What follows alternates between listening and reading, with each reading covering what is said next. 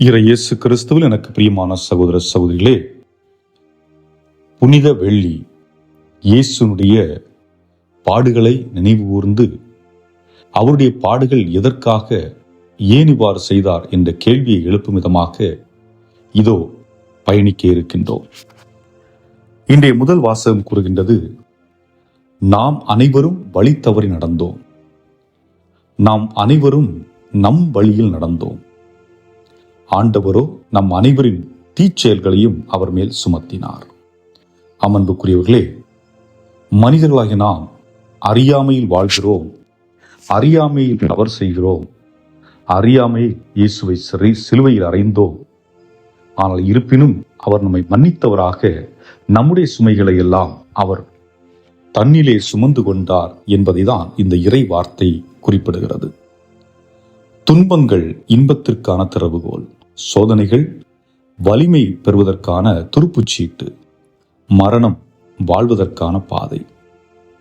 ஆக இயேசுவின் பாடுகள் நமக்கு நினைவுபடுத்துவது என்ன? ஏன் மரித்தார்? எதற்காக மரித்தார்? யாருக்காக மரித்தார்? முதலாவது சிந்தனையாக பார்க்கின்றது, தன் துன்பத்தில் இன்பத்தை கொடுப்பதற்காக. துன்பங்கள் இந்த உலகில் நிரம்பி இருக்கிறது, ஆனால் அந்த துன்பத்திலும் இன்பத்தை காண முடியும் என்ற ஒரு வழிகாட்டுதலை இயேசு நமக்கு கொடுக்கின்றார். இதை புரிந்து கொள்வது எப்படி? மேக்ஸ்மிலியன் கோல்பே என்ற ஒரு நபர், இவர் ஒரு கத்தோலிக்க துறவி. இரண்டாம் உலகப் போர் நிகழ்ந்த நேரத்திலே பல யூதர்கள் சிறைப்படுத்தப்பட்டு கொல்லப்பட்டு கொண்டிருந்த காலகட்டம்.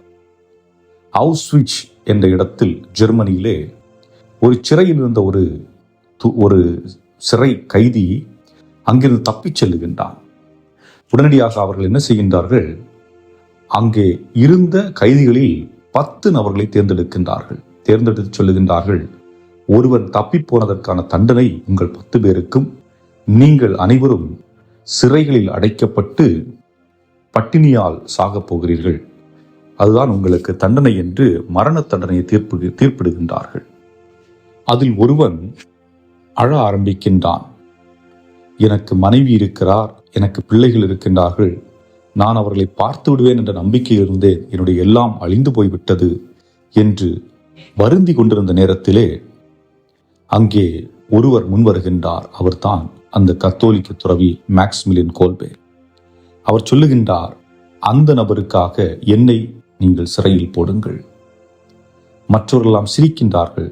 முட்டாள்தனமாக இல்லை, அவன் யாருன்னே உனக்கு தெரியாது, அவனுக்காக நீ வந்துட்டு சாக போறியா என்று நக்கலாக பேசிக்கொண்டு அவரை சிறையில் அடைக்கின்றார்கள். அந்த சிறை என்பது இருள் சூழ்ந்த ஒரு சிறை, உணவு கொடுக்கப்பட மாட்டாது.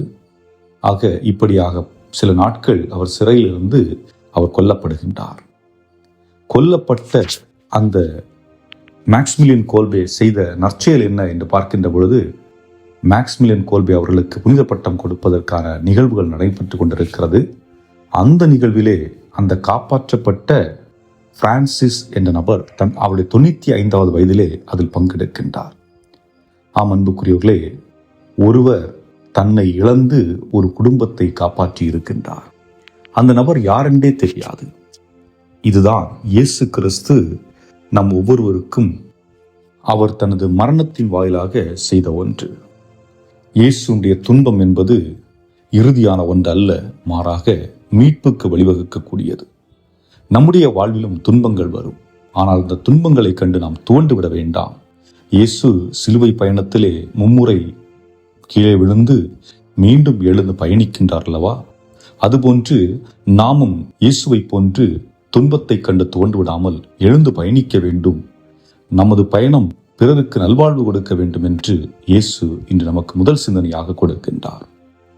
இரண்டாவதாக பார்க்கின்ற பொழுது, உடைந்த உறவுகளை ஒட்ட வைக்கக்கூடியவராக நாம் பார்க்கின்றோம். அதாவது இன்றைக்கு பல உறவுகள் உடைந்திருக்கிறது. நம்முடைய குடும்பங்களில் பார்த்தோம் என்றால், அது தனி மனித வாழ்க்கையில் கூட மனதளவில் உடைந்திருக்கின்றோம். உறவுகளில் உடைபட்டு கொண்டிருக்கிறது, உடைந்திருக்கிறது, உடைபட போகிறது என்றெல்லாம் நம்முடைய மனம் போராட்டத்தில் இயங்கிக் கொண்டிருக்கிறது. காரணம் என்ன? சண்டைகள், தனக்கு பிடித்தது அமையவில்லை, தனக்கு பிடித்தது கிடைக்கவில்லை, பொருளாதார பிரச்சனை என்று பல காரணங்களை நாம் கூறியிருந்தாலும் உடைபட்டு ஒட்டாகது என்று நாம் எண்ணிக்கொண்டிருக்கின்றோம். ஆனால் ஜப்பான் நாட்டில் இருக்கின்ற ஒரு பாரம்பரியம், அதை கின் சுகி என்று சொல்வார்கள். இந்த கின் சுகி என்ற வார்த்தை ஒரு கலைநயம் கொண்டது.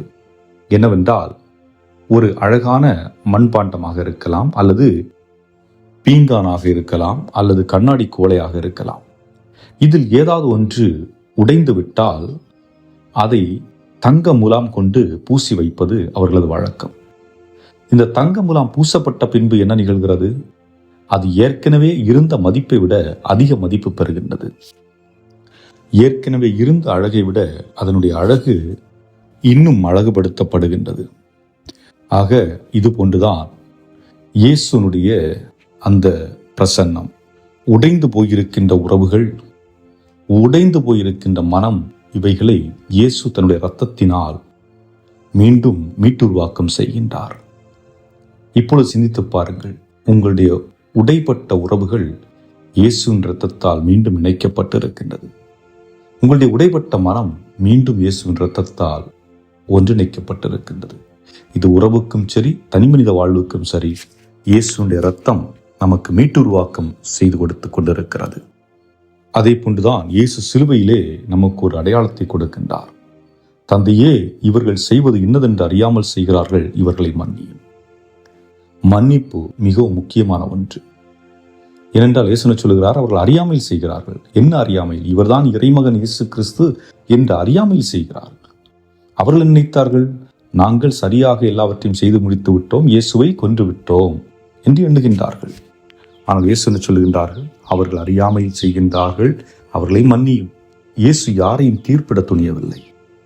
அவரை தவறான வார்த்தையில் பேசியவர்களாக இருக்கட்டும், சாட்டையால் அடித்தவர்களாக இருக்கட்டும், அவரை கேவலமாக அவமானப்படுத்தியவர்களாக இருக்கட்டும், யாரையும் அவர் உதாசீனப்படுத்தவில்லை. மாறாக அனைவருக்குமான மன்னிப்பை கேட்கின்றார்.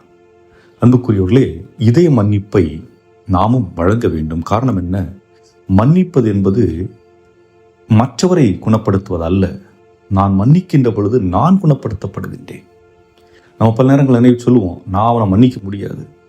இங்கே நான் அவனை மன்னிக்க முடியாது, நான் அவளை மன்னிக்க முடியாது என்று சொல்வது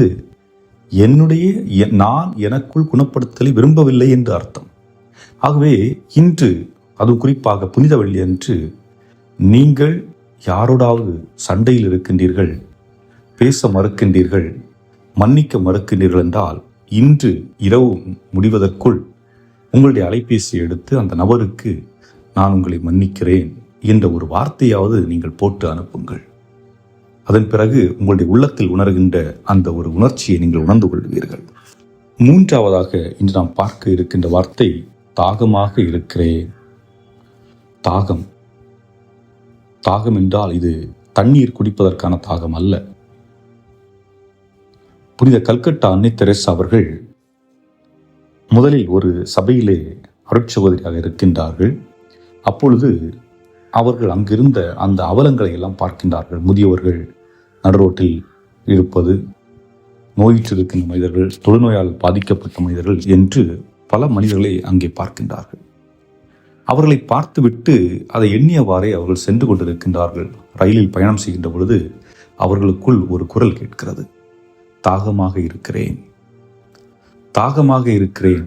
அதாவது இந்த மனிதர்கள் வழியாக, நோயிற்றிருக்கின்ற மனிதர்கள் வழியாக, ஒடுக்கப்பட்ட ஓரங்கட்டப்பட்ட அந்த மக்கள் வழியாக, தொழுநோயாளிகள் வழியாக, பெற்றோரின்றி தவிக்கின்ற அந்த குழந்தைகள் வழியாக நான் தாகமாக இருக்கின்றேன், என் தாகத்தை தணிக்கவா என்ற ஒரு அழைப்பு அவர் கொடுக்கப்படுகின்றது. ஆகவே அவர் தாகத்தை தணிப்பதற்காக தனக்கென்று ஒரு அமைப்பை ஆரம்பித்து அந்த ஏழை எளிய மக்களுக்கு, நோயுற்றவர்களுக்கு, துன்புற்ற மக்களுக்கு துணை புரிந்து உதவி புரியக்கூடியவர்களாக, அன்பை செலுத்தக்கூடியவராக இருப்பதை பார்க்கின்றோம். ஆக தாகம் என்பது அனைவருக்கும் உண்டு. ஆனால் அதே வேளையிலே அந்த தாகத்தை நாம் எப்படி தணிக்கப் போகின்றோம்? இதை நாம் நம்முடைய குடும்பத்தில் உள்ள ஒவ்வொருவரையும் ஒப்புமைப்படுத்தி பார்ப்போம். குழந்தைகள், அதாவது பிள்ளைகளின் தாகம், அப்பா அம்மா என்னோடு பேச வேண்டும், எனக்காக நேரத்தை செலவிட வேண்டும் என்ற தாகம். இதே முதியவர்களாக இருந்தால், என் பிள்ளை எனக்கு ஃபோன் செய்ய மாட்டானா, என்னை வந்து பார்த்து என்னோட 2 நாள் இருந்துட்டு தங்கி போக மாட்டானா என்பது போன்ற தாகம். கணவன் மனைவியிடையே என்னை ஏன் என் கணவர் புரிந்து கொள்ள மாட்டாரா என்ற தாகம். கணவனுக்கோ என்னை என் மனைவி புரிந்து கொள்ள மாட்டாரா என்ற தாகம். இயேசுவின் தாகம் என்று சொல்லுகின்ற பொழுது, நீதி நிலைக்க வேண்டும், மக்கள் மீட்படைய வேண்டும், தந்தையின் திருவுளம் நிறைவேற வேண்டும். ஆக அன்புக்குரியவர்களே, இன்று நம்மில் பலருக்கு பல்வேறு விதமான தாகங்கள் இருக்கிறது. அதில் குறிப்பாக எனக்கு யாரும் இல்லை என்ற தாகம். நான் யாருக்கும் தேவைப்படுவதில்லை, யாராவது என்னை ஏற்றுக்கொள்ள மாட்டார்களா என்ற தாகம். என்னை யாராவது பாராட்ட மாட்டார்களா என்ற தாகம். நான் உனக்காக இருக்கிறேன் என்று சொல்ல மாட்டார்களா என்ற தாகம். இப்படி பல தாகங்கள் நமக்கு இருந்து கொண்டிருக்கிறது.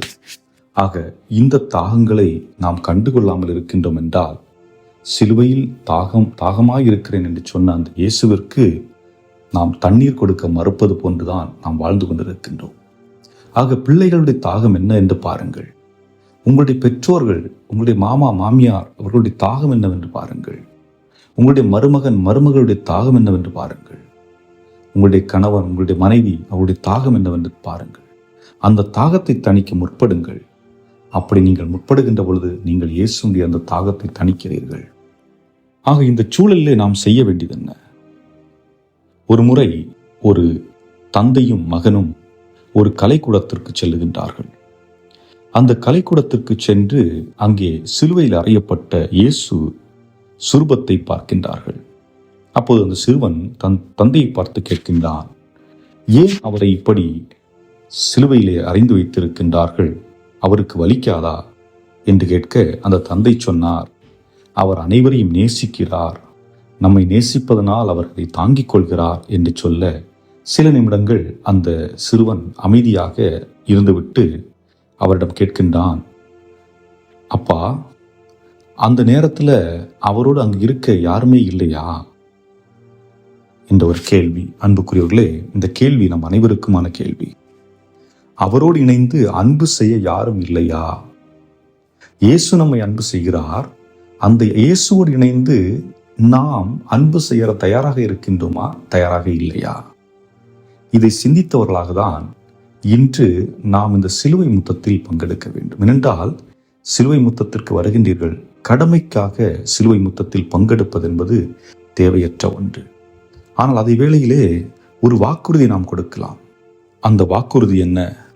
மற்றவரின் துன்பத்தில் நான் பங்கெடுக்க வேண்டும், மற்றவர்கள் என்ன தாகத்தில் இருக்கிறார்கள் என்பதை நான் அறிந்து கொள்ள வேண்டும், மன்னிப்பதற்கு நான் தயாராக இருக்க வேண்டும் என்ற ஒரு எண்ணத்தை நமக்குள் கொண்டவர்களாக இன்றைய இந்த வழிபாட்டில் நாம் பங்கெடுப்போம். இறைவன் நம் ஒவ்வொருவரும் நிறைவாக ஆசீர்வதிப்பாராக. ஆமென்.